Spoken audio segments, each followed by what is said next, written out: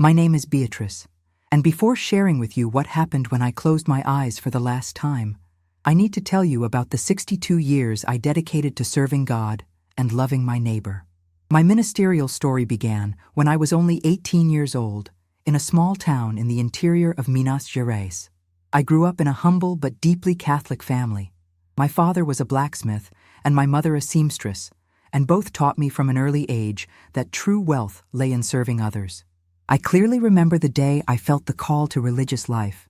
I was helping my mother take food to a family of beggars who lived under the town bridge when an inexplicable peace took hold of my heart. "Mom," I said that day, "I think God is calling me to be a nun." She smiled with tears in her eyes and said, "Daughter, I already knew. I've been praying for this for years." I entered the convent of the Sisters of Charity at 19, and from the first day I knew I was exactly where I should be. The first years were of intense formation, theological studies, spiritual practices, and, mainly, learning about how to love unconditionally. My first mission was at an orphanage on the outskirts of Belo Horizonte. There, I cared for more than 50 abandoned children, many of them arriving malnourished, traumatized, and hopeless. I especially remember a boy named João, only 5 years old, who had been found on the streets eating garbage. He wouldn't talk to anyone, just curled up in a corner when someone approached.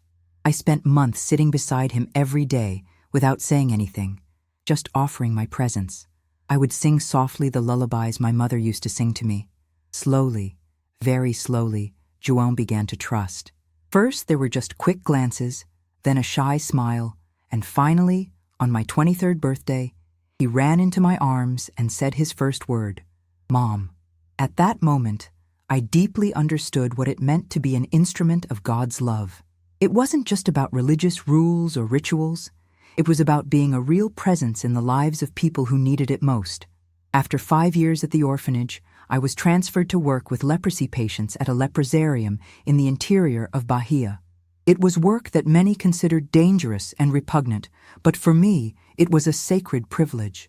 These men and women had been rejected by society, expelled from their families, and considered impure and untouchable. I remember the first day I entered the leprosarium.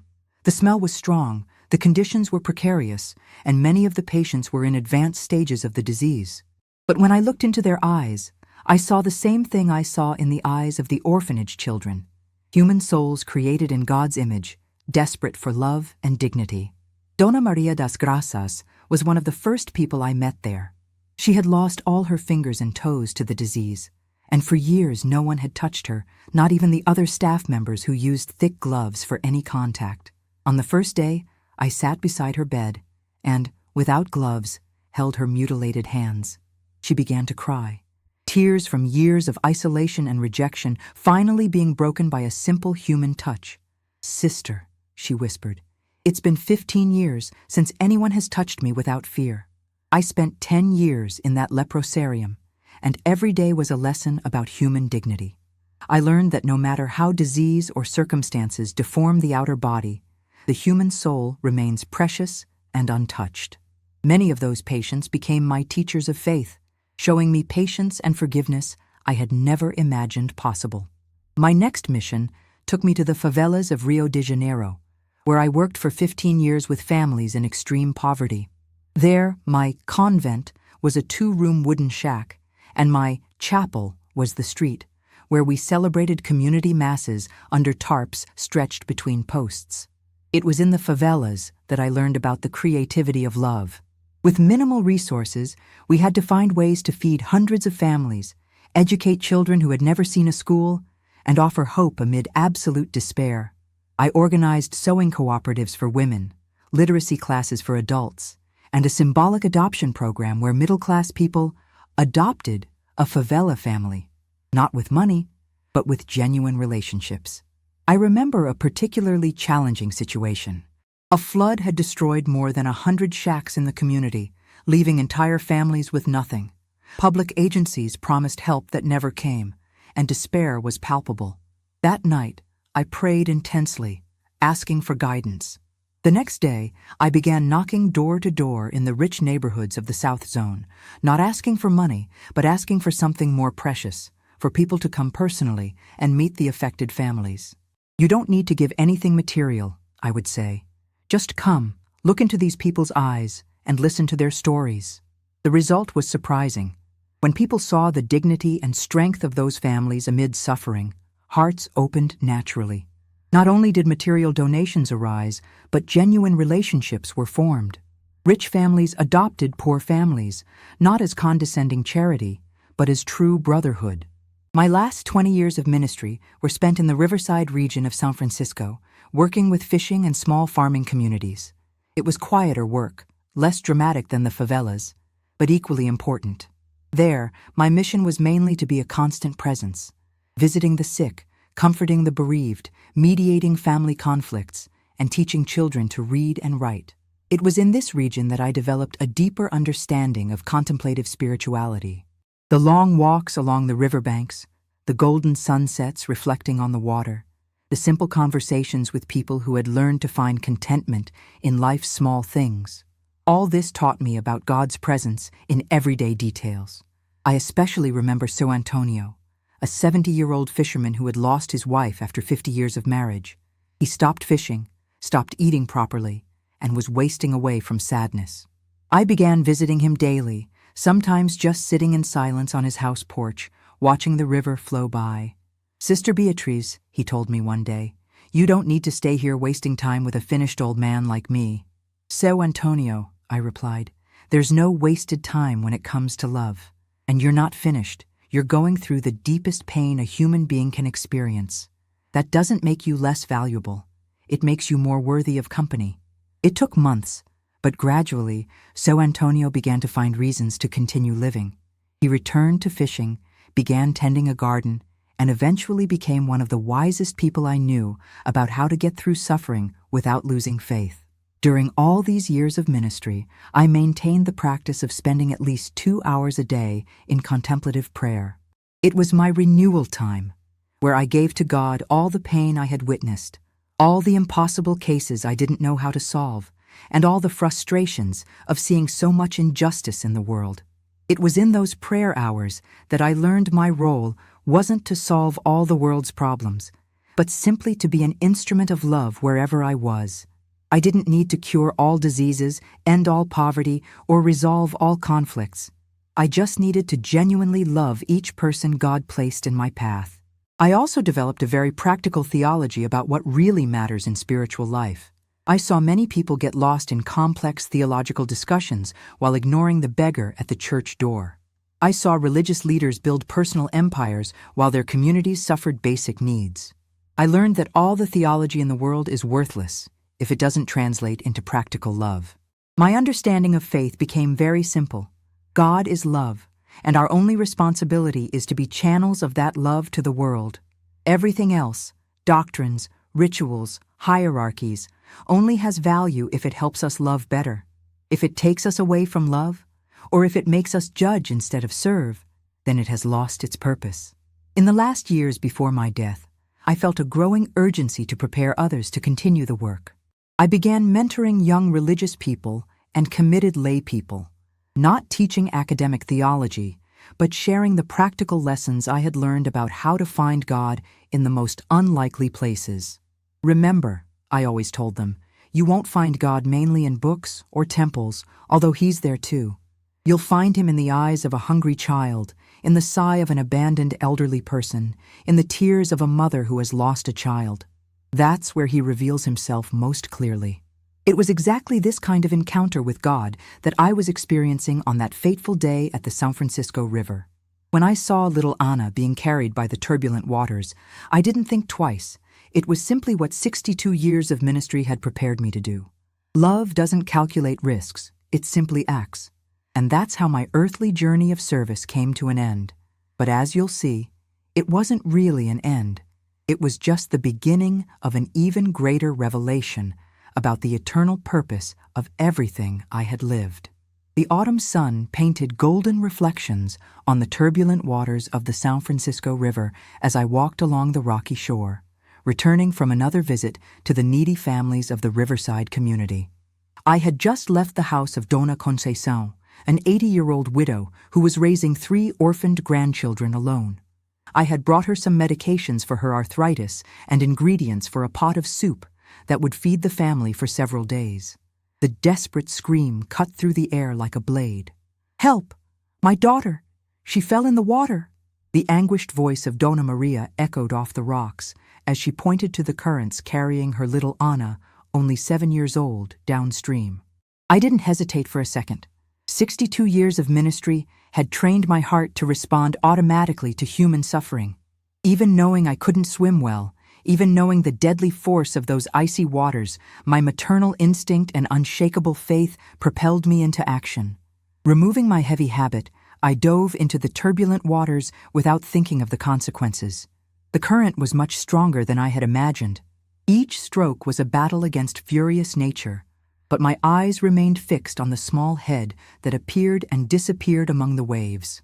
"Jesus, give me strength," I murmured between involuntary gulps of muddy water, echoing the same words I had whispered in thousands of other impossible situations throughout my religious life. When I finally reached the girl, Anna was already unconscious. With the last breath I had left, I managed to push the child toward the shore, where other residents were already waiting to help. I saw the small body being pulled from the water. I saw the first signs of life returning to the girl's blue lips. And then I felt my own strength completely draining away. The penetrating cold of the icy water began to numb my limbs. My lungs burned, asking for air I could no longer reach. As the current carried me away from the shore, I no longer fought. An inexplicable peace took hold of my being, the same peace I had experienced in all the most difficult moments of my ministry, when I surrendered everything into God's hands. My last words whispered a prayer of gratitude. "Thank you, Lord, for allowing me to love until the end." It was the perfect prayer to close a life dedicated entirely to loving service. My eyes closed for the last time as my earthly body succumbed to hypothermia and exhaustion. But even in that final moment, a serene smile remained on my lips, because I knew I had given my life for what mattered most: love for others. It was exactly how I had always imagined I would like to depart, in the act of loving, serving until the last moment. The moment when life left my body was indescribable. There was no pain, there was no fear, just a sensation of total liberation, as if invisible shackles that had bound me for decades finally broke. I saw myself floating above the waters, watching my own body being carried by the current, but without any sadness or despair. A light began to form in the distance, initially faint like sunrise, but gradually growing in intensity and beauty. It wasn't a blinding light, but one that welcomed, that warmed my soul in a way no earthly warmth had ever achieved. It was as if each photon carried pure love, enveloping me in a cosmic embrace of total acceptance. I found myself being gently led toward this light by angelic presences I couldn't see clearly, but whose goodness I could feel tangibly. My earthly garments transformed into something radiant and clean, and I realized my spiritual body no longer carried the marks of time. The back pain from decades dedicated to service, the arthritis that had made my morning prayers difficult, everything had disappeared. The tunnel of light expanded, revealing landscapes that defied any human description. Colors that didn't exist on Earth danced harmoniously, creating visual symphonies that made my spirit vibrate at frequencies of pure joy. The air, if it could be called air, carried fragrances that were memories of all the most beautiful flowers that had ever existed, mixed with something completely new and heavenly. Melodious sounds filled the environment, not music made by instruments, but harmonies that seemed to spring from the very essence of creation. It was as if each note was a word of love pronounced by the universe itself, and I found myself singing along, although I didn't know the words. My spirit simply knew how to participate in this eternal symphony. As I approached the end of the tunnel, a familiar presence, but infinitely more glorious than any earthly experience, began to make itself felt.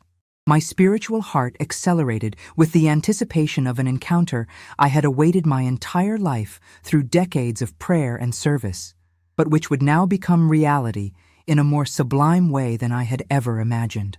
When I emerged from the tunnel of light, I found myself in a garden of incomparable beauty. There were no words in any human language that could adequately describe that place. It was as if all the most beautiful gardens on earth were just weak shadows of this heavenly reality. Majestic trees extended in all directions, their leaves shining with their own light, and flowers of indescribable colors danced gently in a breeze that carried absolute peace. And then I saw him. Jesus was there, walking toward me with a smile that radiated pure love and infinite joy. His eyes were like flames of fire, but they didn't burn.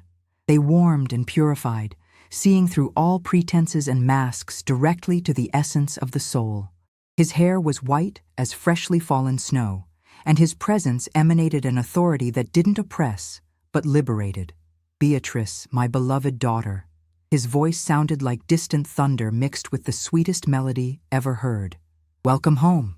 I fell to my knees, not from fear, but from spontaneous reverence that sprouted from the deepest part of my being. Tears of uncontrollable joy streamed down my face, tears that washed away all regrets, all doubts, all moments of discouragement I had experienced during my earthly journey of ministry. Jesus approached and gently lifted me up, enveloping me in an embrace that instantly healed all emotional wounds I didn't even know I carried. In that embrace, I felt the weight of decades of silent service being recognized, each small act of kindness being celebrated, each sacrifice being honored. All those years caring for leprosy patients, comforting orphans, serving in the favelas, everything had been seen and valued. "Well done, good and faithful servant," he said, and the words penetrated every fiber of my spiritual being. "You understood the true meaning of love. You gave your life for others, just as I gave mine." I tried to speak, but words seemed inadequate before such majesty and love. Jesus smiled, understanding my struggle, and placed his hand over my heart. "No words are needed here, daughter.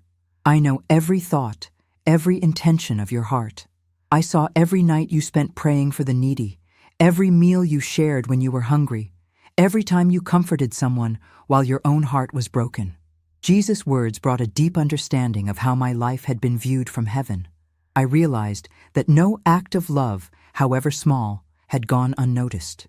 Every smile given to an orphaned child at the Belo Horizonte orphanage, every hand extended to leprosy patients in Bahia without fear of contagion, every word of encouragement whispered to desperate families in Rio's favelas, every silent presence offered to the bereaved in the Riverside region, everything had been recorded in the divine heart. "Now," Jesus said, his eyes shining with a mixture of love and seriousness, "there's something I need to show you. A revelation that few human beings have the opportunity to see while they can still make a difference." Jesus extended his hand to me, and the moment I touched it, we were instantly transported to a place that seemed suspended between dimensions.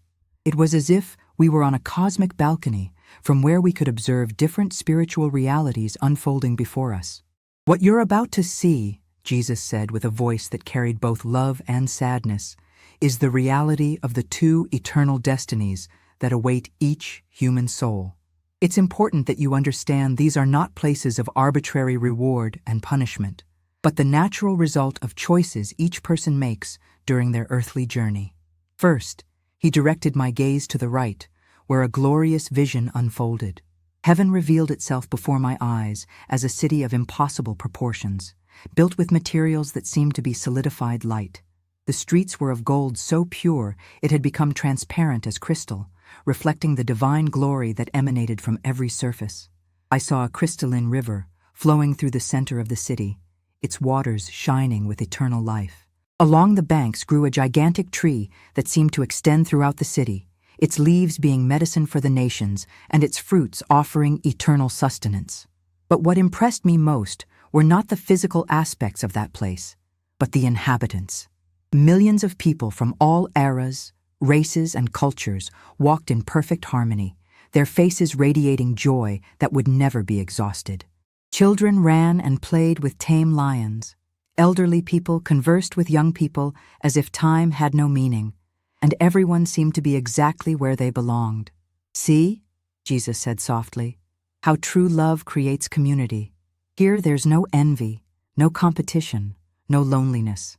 Each person shines with their own unique light, but all together they form a symphony of light that glorifies the Father." I observed more closely and recognized some faces.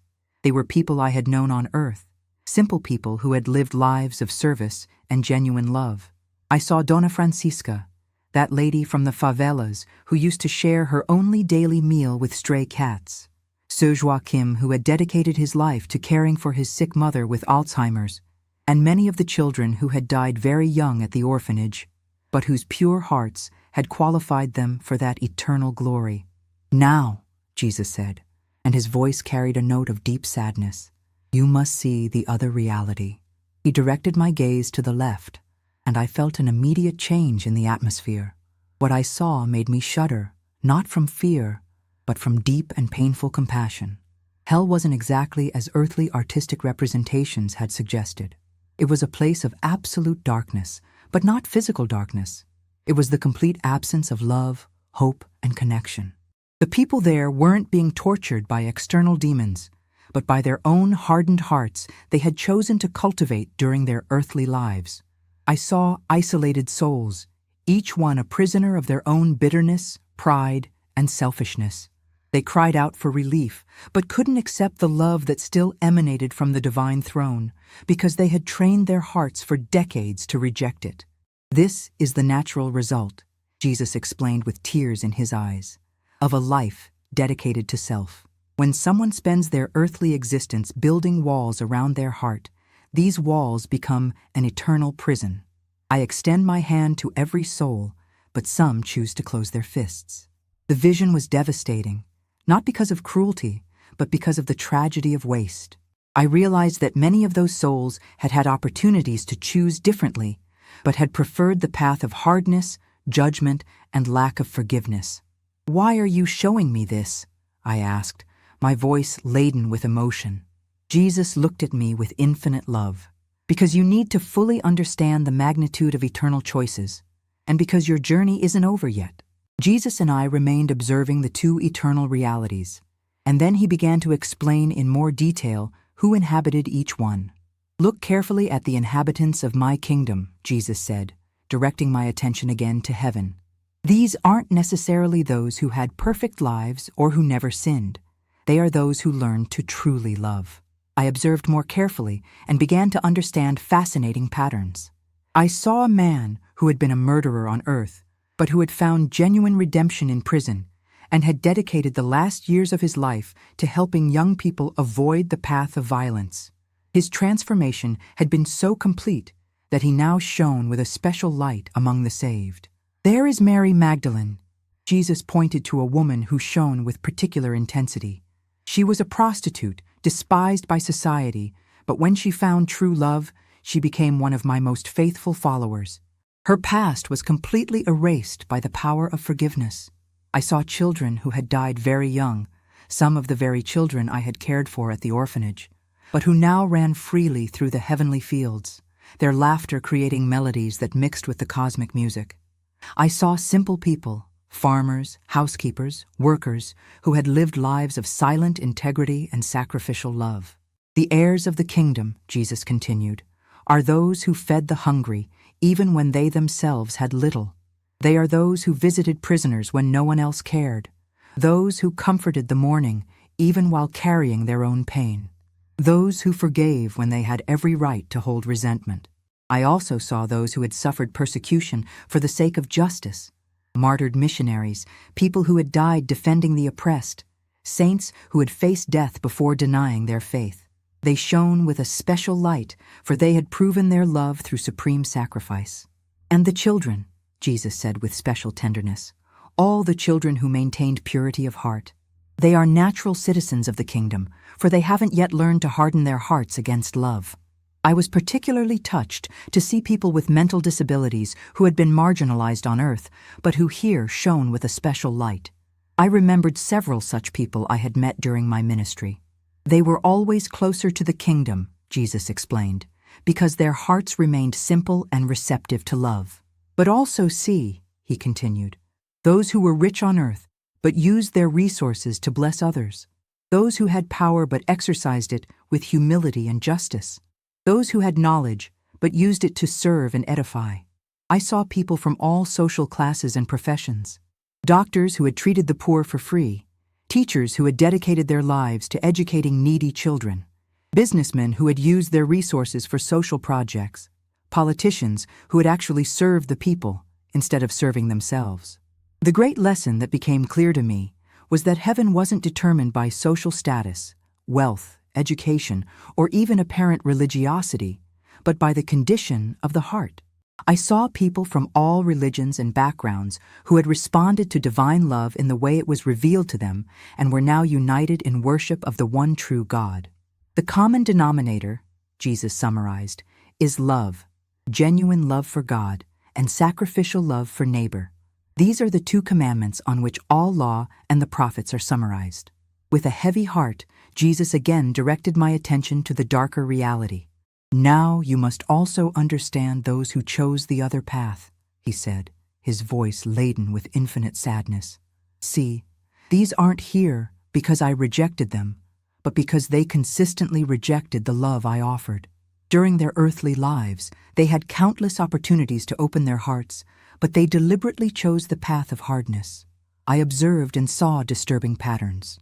There were religious leaders who had used faith to oppress and manipulate others, transforming religion into a tool of personal power instead of an instrument of love.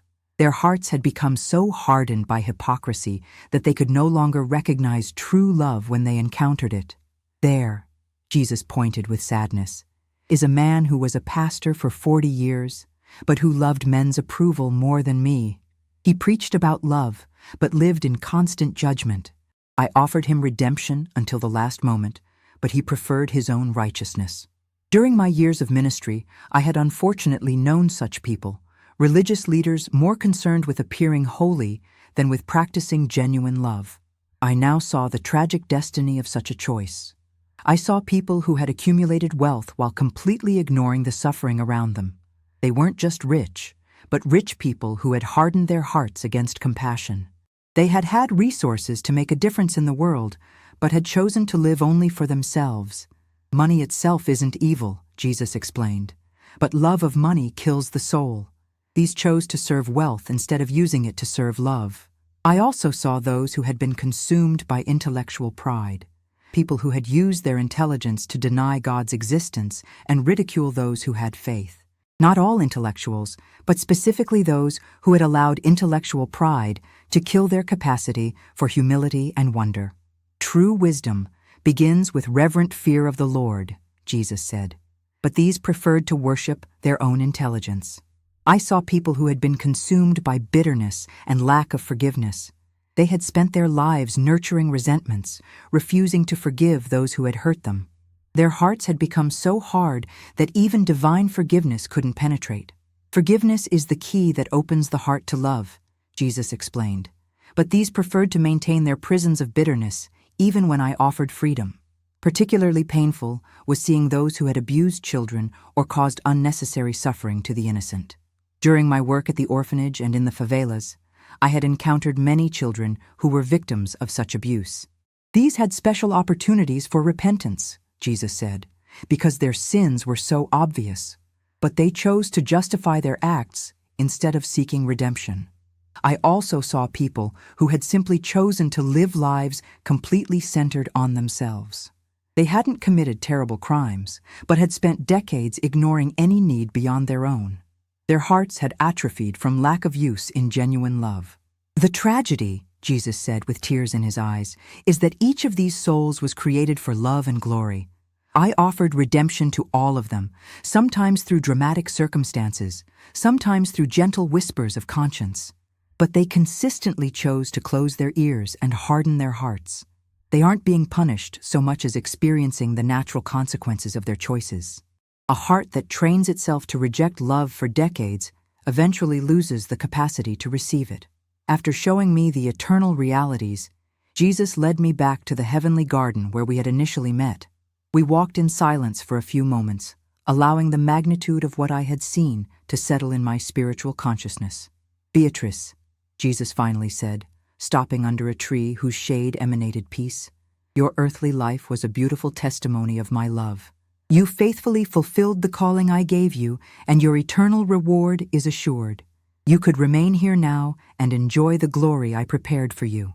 I felt my heart accelerate, sensing that something important was about to be revealed. But, Jesus continued, his eyes shining with divine purpose, there's a special mission I'd like to offer you.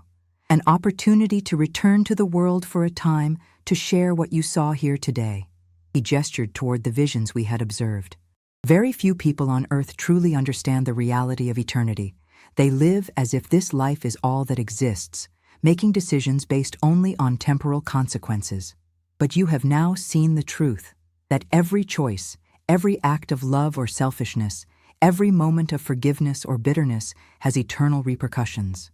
Jesus stopped and looked directly into my eyes. I'd like you to go back and testify about what you saw, not to cause fear, but to awaken love. I want you to tell people about the reality of heaven and hell, but more importantly, I want you to help them understand that salvation is available to everyone through true love.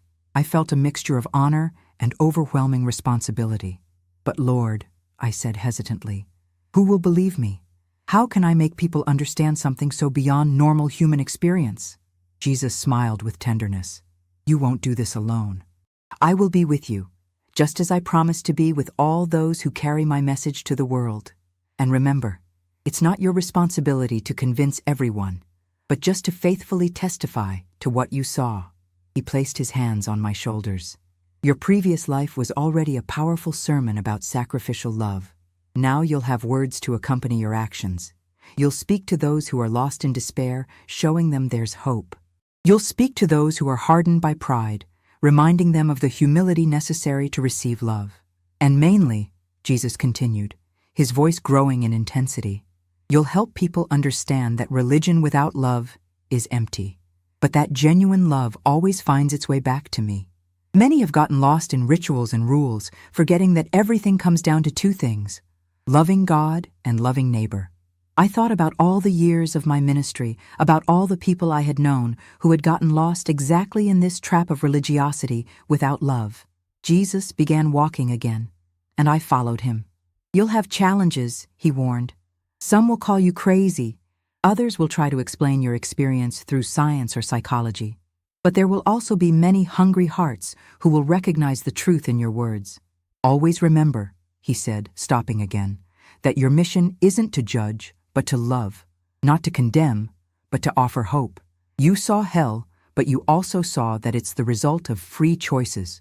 Your task is to help people make better choices while there's still time.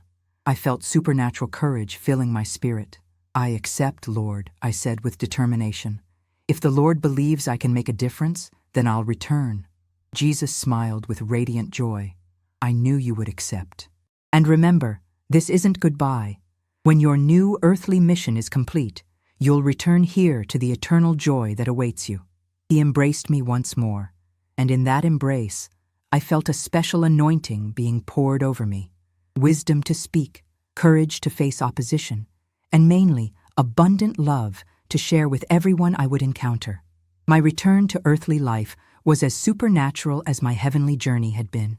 Jesus accompanied me to the threshold between eternity and time, where I could see my physical body being recovered from the river waters by local firefighters. Remember, were his last words before the temporary separation. I will always be with you. When people doubt, when you feel discouraged, close your eyes and remember this moment. The truth you carry is more powerful than any opposition you'll face. The return process was like diving back into wet and tight clothes after experiencing absolute freedom. I felt my soul being compressed again into the limits of the physical body, experiencing again sensations I had forgotten: weight, tiredness, cold, pain. At the regional hospital, where my body had been taken after rescue, doctors were about to officially declare my death. Dr. Roberto Silva, a veteran cardiologist with 30 years of experience, looked at the monitor that had shown no cardiac activity for exactly 42 minutes. Time of death, he began dictating to the nurse, 1547. It was exactly at that moment that the monitor exploded into activity. Fast and regular beeps filled the room, and my eyes opened suddenly, shining with a light that seemed to come from within. This is impossible, Dr. Silva murmured, checking and rechecking the equipment. She was clinically dead for almost an hour. There should be no brain activity at all. But I wasn't just alive, I was completely conscious and lucid. My first words, pronounced with a clear and strong voice, were, "For me, to live is Christ, and to die is gain. But if living in the flesh will bear fruit from my work, I don't know what I should choose." The nurse, a devout Catholic named Carmen, immediately recognized the biblical quote and fell to her knees beside the bed. "Sister, what happened? Where have you been?" I tried to sit up, and to everyone's amazement, I managed to do so without difficulty, despite having been submerged in icy water for so long. There were no signs of brain damage, lung problems, or any of the medical complications that should have resulted from a near-drowning experience. "I was with Jesus," I said simply, and those words carried such authority and peace that they completely silenced the room. He showed me things I need to share with the world. Dr. Silva, a man of science who had long abandoned any religious faith, found himself inexplicably touched by my presence. There was something different about me, something that transcended his medical understanding. "This is medically impossible," he murmured, more to himself than to anyone else. "There's no scientific precedent for what we just witnessed." I looked at him with compassion. "Doctor, there's much more reality beyond what science can measure. I saw dimensions where love is the only physics that matters, where eternity is more real than time." In the following days, news of the miracle spread rapidly throughout the community and beyond. The hospital was flooded with journalists, curious onlookers, and people desperate for hope. But I received everyone with the same serene grace that had characterized my years of ministry, sharing my experience with vivid details that touched the hearts of all who listened. My first mission was to visit little Anna, the girl I had saved. The child was completely recovered, but when she saw me, she began to cry and ran into my arms. "I saw you in my dream," Anna said with childhood simplicity. "You were glowing, and a very handsome man was with you. He said you were going to come back to tell important stories." From that moment, I knew my new mission had truly begun. I began traveling throughout the country, sharing my experience in churches, hospitals, prisons, and anywhere there were hearts hungry for hope and truth. My testimony was particularly powerful because I didn't come with judgment, but with radical love, the same love that had characterized my 62 years of previous ministry. To the lost, I offered hope of redemption. To the proud, I offered the example of humility. To the desperate, I offered the certainty that life has eternal purpose. Many lives were transformed through my new ministry. People who had lost faith rediscovered it. People who had never considered spiritual questions were touched by the reality of eternity. And mainly, people learned that true love is the most powerful force in the universe. Dr. Roberto Silva was one of these transformations. After months of studying my medical case and finding no scientific explanation, he began attending my lectures. Eventually, the man of science became a man of faith, dedicating the remaining years of his career to studying the intersection between medicine and spirituality. "I spent decades believing science had all the answers," he frequently said in his own testimonies. "But Sister Beatrice showed me there are mysteries that transcend our current understanding, and that love can perform miracles no medicine can explain." My new life became a beacon of hope in a frequently dark world. My death and resurrection experience not only confirmed my own faith, but ignited flames of faith in thousands of other hearts. And through it all, I maintained the humility and sacrificial love that had always characterized me, knowing I was just a messenger of a truth much greater than myself. Every day of my second earthly life was lived with acute awareness of eternity, and every person I met was touched by the heavenly light I carried within me. My mission would continue until I was called back home, but this time, I knew exactly what awaited me on the other side. The ministry that had begun at 19 with caring for orphans continued now in a transformed way, no longer just serving bodies and physical needs, but testifying about eternal realities that would give true meaning to all human existence. This account represents my extraordinary journey between life and death, revealing eternal truths about love, choice, and destiny. Through my experience, we are reminded that every moment of our earthly existence has cosmic significance, and that true love is both the path to salvation and its final result.